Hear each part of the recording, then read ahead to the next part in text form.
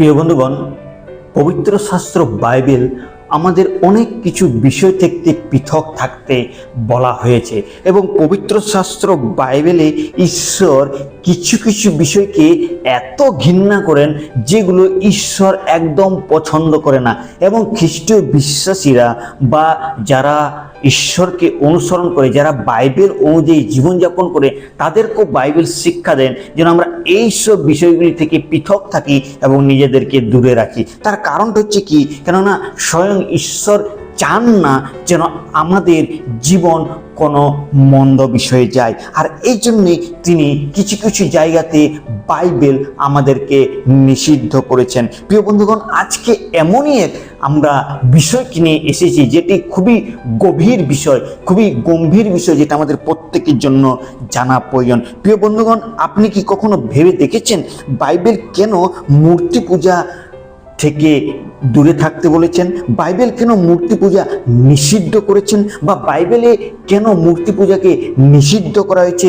মূর্তির কাছে আরাধনার জন্য, মূর্তির কাছে বলিদান করার জন্য কেন বাইবেল নিষিদ্ধ করেছেন? আপনি কি এই রহস্যটি জানেন? শুধু পাথরের তৈরি বলেই কি ঈশ্বর নিষিদ্ধ করেছেন? না শুধু কাঠ, মাটি, ধাতু, স্বর্ণ, রৌপ্য দিয়ে তৈরি বলে কি ঈশ্বর সেখান থেকে পৃথক থাকতে বলেছেন? নাকি এর পিছনে রয়েছে এমন কিছু গভীর রহস্য বা আত্মিক কিছু রহস্য যেটি আমাদের প্রত্যেকের জন্য খুবই গুরুত্বপূর্ণ?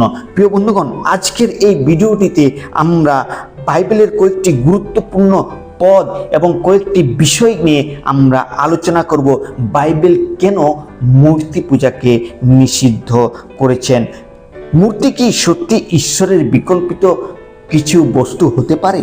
একটি মূর্তির সামনে প্রার্থনা করলে আসলে কি সমস্যা হয়, বা মূর্তির পিছনে গেলে কি সমস্যা হয়, বা মূর্তির আসল রহস্য কি?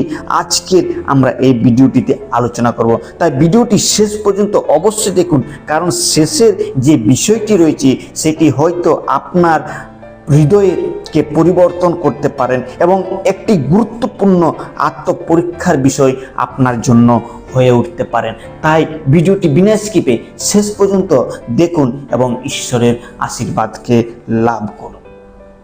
আসুন আমরা আমাদের বিষয়টিকে আলোচনা করি।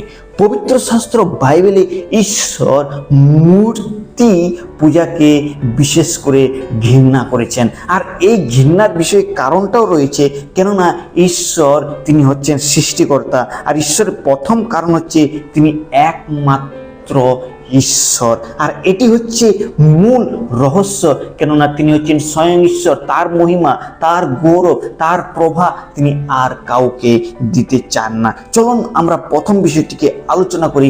সেটিকে আমরা পাবো যাত্রা পুস্তক তার 20 অধ্যায়। যাত্রা পুস্তক যখন 20 অধ্যায়ে আমরা আসি, আর সেখানে আমরা দেখতে পাই যে ঈশ্বর প্রথমে মোশিকে 10 আজ্ঞাতে তিনি ক্লিয়ার করে দিয়েছেন যে তোমাদের আমার ব্যতিরেকে আর অন্য কোনো দেবতা না থাকুক। তার মানে এখানে ক্লিয়ার করে দিচ্ছেন ঈশ্বর যে আমি তোমাদের একমাত্র ঈশ্বর, আমার ব্যতিরেকে আর কোনো অন্য ঈশ্বরকে বা অন্য কোনো দেবদেবীকে তোমরা স্থান দিও না।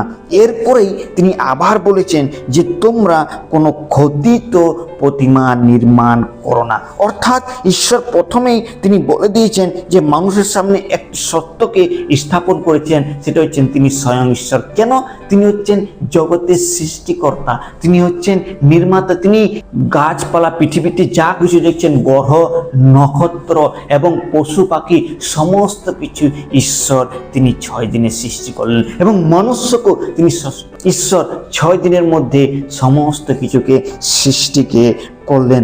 আর তাই বলছে তোমরা যা কিছু খোদিত প্রতিমা নির্মাণ করবে সেটা যেন তোমরা নির্মাণ না করো, কেননা সমস্ত কিছুই আমার। কেননা উপাসনার যে যোগ্য ঈশ্বর হচ্ছেন সেটি মাত্র একমাত্র ঈশ্বর।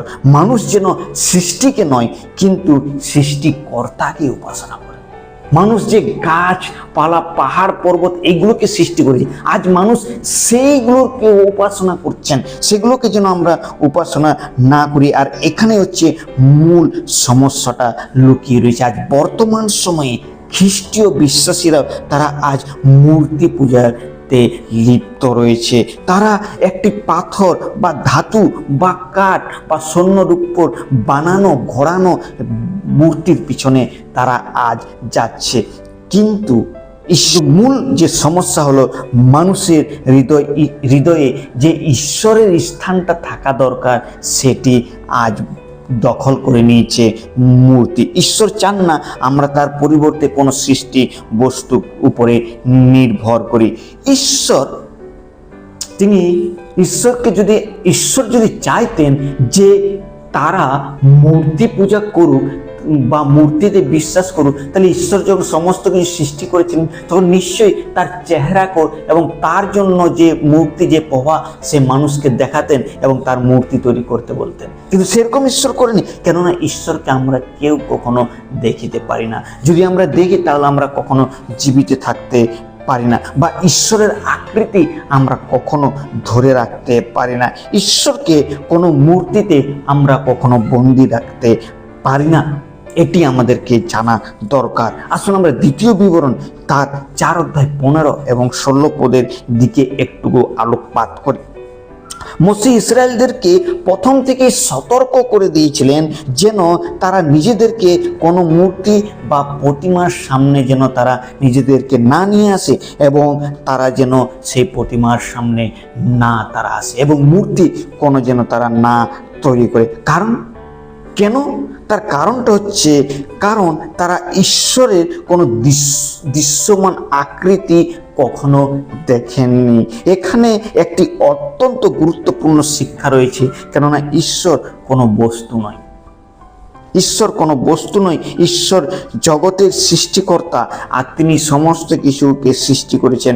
মানুষের হাতে যে জিনিস তৈরি করে সেটি কখনো মানুষ যেটা নিজের হাতে তৈরি করে সেটি কখনো মানুষের সৃষ্টিকর্তা হতে পারে না। উদাহরণস্বরূপ আমরা বলতে পারি, যদি এই মোবাইল কে নির্মাণ করেছেন, এই মোবাইল মানুষ তৈরি করেছেন। এবারে মানুষই যদি মোবাইলের কাছে বলে তুমি আমাকে জ্ঞান দাও, তুমি আমাকে বুদ্ধি দাও, তুমি আমাকে আশীর্বাদ করো, মোবাইল কিছু করতে পারবে? কারণ মোবাইলের মালিক কি হচ্ছে? একজন মানুষ। একটা ডিভাইসগুলো যে তৈরি করেছে সে মানুষ তৈরি করেছে, আর মানুষে গিয়ে পড়ে যদি সেটার কাছে যদি প্রণাম করে বা সেই মোবাইল কাছে যদি আমরা চাই এবং বলি যে তুমি আমাকে এটা দাও ওটা দাও, সে কি দিতে পারবে? কখনো দিতে পারবে না। মানুষের হাতে যে জিনিস তৈরি করে সেটি কখনো মানুষের সৃষ্টিকর্তা হতে পারে না। একজন কারিগর যদি একটি মূর্তি তৈরি করে, তাহলে প্রশ্ন হলো যে ব্যক্তি মূর্তিটি তৈরি করেছেন সেই ব্যক্তি কিভাবে সেই মূর্তির কাছে নির্ভর করতে পারেন? এটি হচ্ছে সব থেকে বড় গুরুত্বপূর্ণ প্রশ্ন। আমি যদি কোনো একটা টেবিলকে তৈরি করি নিজের হাতে, সেই টেবিলের কাছেই যদি বলি তুমি আমাকে আশীর্বাদ করো, সেটি কি হতে পারে? বরঞ্চ চেয়ারের জন্য আমার অধিকার রয়েছে, আমি তাকে বানিয়েছি, আমি তাকে ভাঙতেও পারি, আমি তাকে গড়তেও পারি, কিন্তু সে চেয়ার কি কখনো পারবে? কখনো পারবে না, কেননা আমি হচ্ছি তার সৃষ্টিকর্তা। সেরকম ঈশ্বর তিনি মনুষ্যকে সৃষ্টি করেছেন, তিনি সমস্ত জগতের আকাশ, চন্দ্র, গ্রহ, পৃথিবী যা কিছু বিষয়বস্তু রয়েছেন ঈশ্বর তিনি সৃষ্টি করেছেন। আর এটাই হলো বাইবেলের সব থেকে বড় প্রশ্ন। এই জন্য ঈশ্বর তিনি বলেছেন যেন আমরা মূর্তির পিছনে না যাই। তাহলে এবারে মূর্তির যে রহস্য, প্রথমে আমরা দেখলাম যে কেন ঈশ্বর বাইবেলে কেন বলেছেন যেন আমরা মূর্তির পিছনে না যাই। তার প্রথম যে কারণ হচ্ছে যে ঈশ্বর হচ্ছে সর্বশক্তিমান ঈশ্বর, তিনি এক ঈশ্বর, তিনি বলেছেন যে তার ব্যতিরেকে আমাদের কোনো ঈশ্বর যেন না থাকে। দ্বিতীয় বিষয় যেটা হচ্ছে যেন আমরা খোদিত প্রতিমাতে বিশ্বাস না করি। এটা শুধু পুরাতন নিয়মেই আমরা কি দেখতে পাই? না, নতুন নিয়মও আমরা দেখতে পাই যে ঈশ্বরের বাক্য আমাদেরকে শেখায় যেন আমরা মূর্তির থেকে আমরা দূরে থাকি। যখন আমরা প্রথম করন্থীয়তে আসবো সেখানে আমরা দেখতে পাই যে প্রেরিত পৌল তিনি বলেছেন যে তোমরা মূর্তি পূজা হইতে তোমরা পালায়ন করো, সেখান থেকে তোমরা পালিয়ে এসো। এবং প্রথম যোহনে যখন আমরা আসি সেখানে বলেছে যে তোমরা মূর্তি থেকে নিজেদেরকে পৃথক করো। তার মানে আমাদেরকে সবসময় শেখায় যেন আমরা সেখান থেকে আমরা দূরে থাকি এবং সেখান থেকে যেন আমরা পৃথক থাকি এবং আমরা কোনো খোদিত প্রতিমা নির্মাণও যেন না করি। আর এটা ঈশ্বর সব থেকে বেশি ঘৃণা করেন, এই জন্যই ঈশ্বর এই বিষয়টিকে বলেছেন। তৃতীয় বিষয় আমরা দেখবো তাহলে মূর্তির যে আসল রহস্য, সেই রহস্যটা কি, বা মূর্তির মধ্যে কি রয়েছে, বা মূর্তির পরিণামটা কি আমরা সেটাকে আলোচনা করব গীত সংহিতা 115 4 থেকে 8 পদে।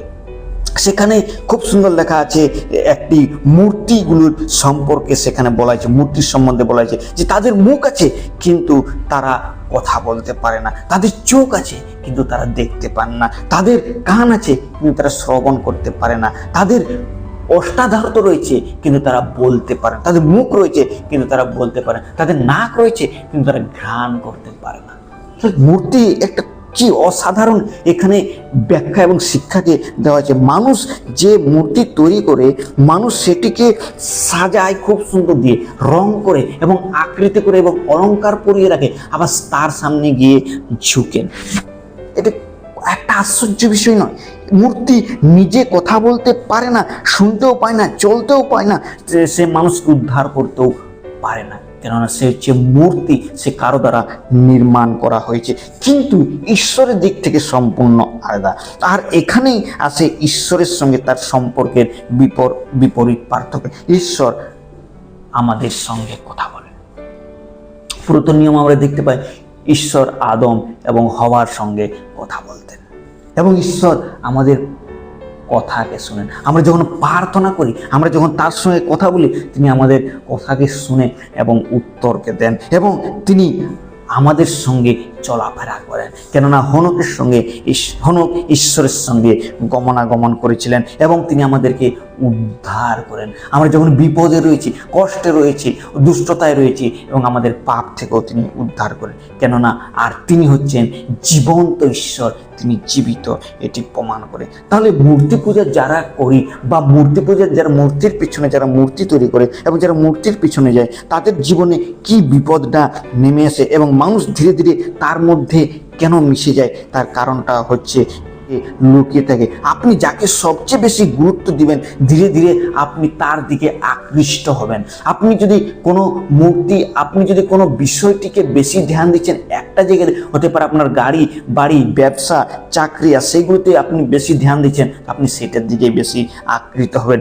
মূর্তি শুধু পাথর বলে নয়, মূর্তি আপনার যে কোনো ভৌতিক বিষয়গুলি আপনার হতে পারে। আমরা যখন মূর্তি পূজা বলি, তখন অনেকেই শুধু পাথর, কাঠ বা সাজানো কোনো ধাতুর তৈরিকে আমরা মনে করি, কিন্তু বাইবেলের দৃষ্টিতে বিষয়টি আরো গভীর বিষয় রয়েছে। সেখানে ক্লিয়ার করেছে যে একজন মানুষের জীবনে এমন কিছু থাকতে পারে যেটি সে ঈশ্বরের চেয়ে বেশি গুরুত্ব দেয়, সেটি তার কাছে হচ্ছে মূর্তি। একজন ব্যক্তি বিশ্বাসী যদি ঈশ্বরের থেকে কোনো বিষয়কে, কোনো ব্যক্তিকে, কোনো বস্তুকে, কোনো জিনিসকে বেশি যদি প্রাধান্য দিচ্ছে, তার কাছে হচ্ছে সেটি, তার কাছে হচ্ছে মূর্তি। সেটি তার জীবনের মূর্তির মতো হয়ে উঠতে পারে। আপনার টাকা কি আপনার ঈশ্বরের থেকে গুরুত্বপূর্ণ? আপনার ব্যবসা কি আপনি ঈশ্বরের থেকে বেশি প্রাধান্য দিচ্ছেন? আপনার চাকরিতে কি আপনি ঈশ্বরের থেকে বেশি প্রাধান্য দিচ্ছেন? আপনার সম্মান কি আপনি ঈশ্বরের থেকে বেশি প্রাধান্য দিচ্ছেন? বা আপনার নিজের ইচ্ছাকে আপনি ঈশ্বরের থেকে বেশি প্রাধান্য দিচ্ছেন? বা আপনার কোনো সিদ্ধান্ত আপনি ঈশ্বরের বেঁচে রেখে করছেন? প্রিয়রা, আজকে আমাদেরকে সেটা জানা খুবই গুরুত্বপূর্ণ। এমনকি নিজে আমি অহংকারও করছি কি কখনো ঈশ্বরের জায়গা কি আমরা নিজেরাই দখল করে নিচ্ছি? প্রিয়রা, ঈশ্বর তিনি সবসময় বলেছে যে আমি আমার মহিমা কারো কাছে ভাগ করে দেব না, আমি আমার মহিমা, আমার গৌরব আমি কাউকে দিতে পারি না। ঈশ্বরের যে গৌরব, ঈশ্বর যেটা পাওয়ার যোগ্য, সেটা আমরা যেন ঈশ্বরকে দিই, আমরা যেন অন্য কাউকে না দিই। মূর্তি মানুষের হৃদয়ের যে বিষয়টি, সেটিকে ভ্রান্ত করে তোলে। প্রিয় খ্রিস্টীয় বিশ্বাসীরা, আমরা যারা পবিত্র শাস্ত্র বাইবেলকে অনুসরণ করি এবং প্রভু যীশু খ্রিস্টকে অনুসরণ করি, আমাদের শুধু বাইবেলের আমাদের একটা পরিষ্কার উত্তরকে দেয়, সেটি হচ্ছে জীবন্ত ঈশ্বরকে। গীত সংহিতা 115-তে যদি আমরা দেখি, মূর্তির যে বিষয়গুলি সেগুলো বলার পর তিনি আরেকটা বিষয় তিনি বলেছেন যে তোমরা সদা প্রভুর উপরে নির্ভর করো। আর এটি হচ্ছে সব থেকে গুরুত্বপূর্ণ। প্রিয় ভাই বোনেরা, মানুষের তৈরি কোনো জিনিসে যেন আমাদের ভবিষ্যৎ না রাখি, বা কোনো মূর্তি আপনার পাপের বোঝা বহন করতে পারে না, বা কোনো বস্তু আপনার হৃদয়ের ভাঙন, আপনার হৃদয়ের দুঃখকে বুঝতে পারেন না, কিন্তু জীবন্ত ঈশ্বর এই সব বিষয়গুলি পারে। আপনি যখন দুঃখের মধ্যে রয়েছেন তিনি আপনার সাথে থাকেন, আপনি যখন একা থাকেন তখন সেটাও তিনি জানেন, আপনি যখন প্রার্থনা করেন তিনি আপনার প্রার্থনাকে শোনেন, আপনি যখন দুর্বল হয়ে পড়েন, যখন অসহায় অবস্থায় থাকেন, আর তখনও ঈশ্বর আপনাকে শক্তি প্রদান করেন। আর ঈশ্বর এরূপভাবে আমাদেরকে পৃথক করতে চান।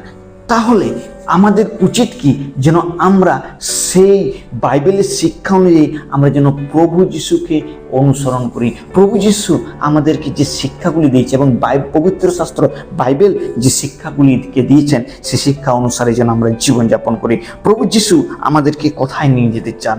প্রভু যীশু খ্রিস্ট মানুষকে কোনো বস্তুতে নয়, সত্য ঈশ্বরের সঙ্গে সম্পর্ক করানোর জন্য তিনি সংসারে এসেছিলেন। যখন 4 অধ্যায়ে যখন আমরা 23-24 পদে আসে, সেখানে প্রভু যীশু খ্রিস্ট বলেছেন যে সত্য উপাসনাকারীরা পিতা ঈশ্বরের উপাসনা করবেন, সত্যে এবং আত্মায় উপাসনাকে করবেন।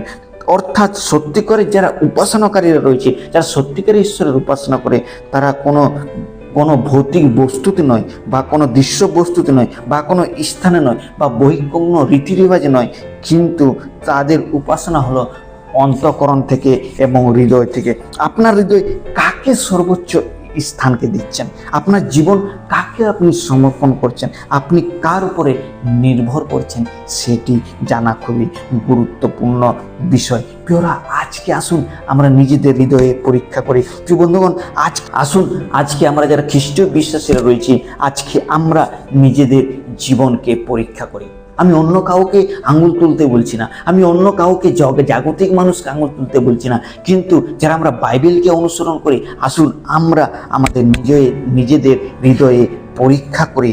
আজ আমরা নিজেদের হৃদয়ের দিকে তাকাবো এবং আমরা চিন্তা করব যে নিজেকে প্রশ্ন করুন, আমার জীবনকে আমি এমন কিছু বস্তুর কাছে রেখেছি যা ঈশ্বরের চেয়ে বেশি গুরুত্ব দেয়? যদি থাকে, আজ ঈশ্বরের কাছে সেই বিষয়কে নিয়ে আসুন আর প্রভুকে বলুন, প্রভু আমার হৃদয়ে আসুন, আমি আপনাকে প্রথম স্থান দিতে চাই, না তো কোনো বস্তুকে। আর তাহলে ঈশ্বর আপনাকে রক্ষা করুন। ঈশ্বরের কাছে বলুন, প্রভু আমাকে ক্ষমা করুন, আমার এই বিষয়টি থেকে আমাকে রক্ষা করুন। আর ঈশ্বর আপনাকে ক্ষমা করবেন এবং আপনাকে সেখান থেকে বের করিয়ে নিয়ে আসবেন। তিনি চান আপনাকে সে রক্ষা করার জন্য। প্রিয় বন্ধুগণ, শেষে আমি একটি কথাকেই বলতে চাই যে আমরা সমস্ত কিছু এই মিথ্যা বস্তুতে বা কোনো বন্ধুরা, শেষে আমি একটি কথাই বলতে চাই, সেটি খুবই গুরুত্বপূর্ণ বিষয় এবং মনে রাখার বিষয়। মূর্তি পূজা শুধু একটি মূর্তির সামনে দাঁড়ানোর বিষয় নয়, এর গভীরে রয়েছে হৃদয়ের উপাসনা এবং নির্ভরতার বিষয়। যদি আমরা কোনো বিষয়কে বেশি প্রাধান্য দিচ্ছি, মনে রাখতে হবে ঈশ্বরের স্থান থেকে আমরা দূরে যাচ্ছি। আপনার হৃদয় সিংহাসনে যদি ঈশ্বর থাকেন, তাহলে জীবনের সবচেয়ে গুরুত্বপূর্ণ স্থানটি সঠিক ব্যক্তিকে দিন, আর সেটা হচ্ছে ঈশ্বরকে দিন। তাই আজ নিজেকে প্রশ্ন করুন এবং সেই স্থানটিকে খুঁজে নিন। প্রিয়রা, যদি এই ভিডিওটি আপনাদেরকে ভালো লেগে থাকে তাহলে নিশ্চয়ই আপনারা লাইক করতে ভুলবেন না এবং সাবস্ক্রাইব করতে ভুলবেন না এবং অন্যদেরকেও শেয়ার করুন। আর কমেন্টে নিশ্চয়ই লিখুন যে প্রভু আপনি আমার হৃদয়ে আসুন। আর তাহলে ঈশ্বর আপনার হৃদয়ে আসবেন, আর প্রথম স্থান যেন ঈশ্বরের স্থান থাকে, সেটি যেন আমরা মনে রাখি। ঈশ্বর আপনাদের প্রত্যেককে আশীর্বাদ করুন। এই ছোট্ট চিন্তাধারা ঈশ্বর আপনাদের প্রত্যেককে আশীর্বাদ করুন। আপনাদের প্রত্যেককে জয় যিশু।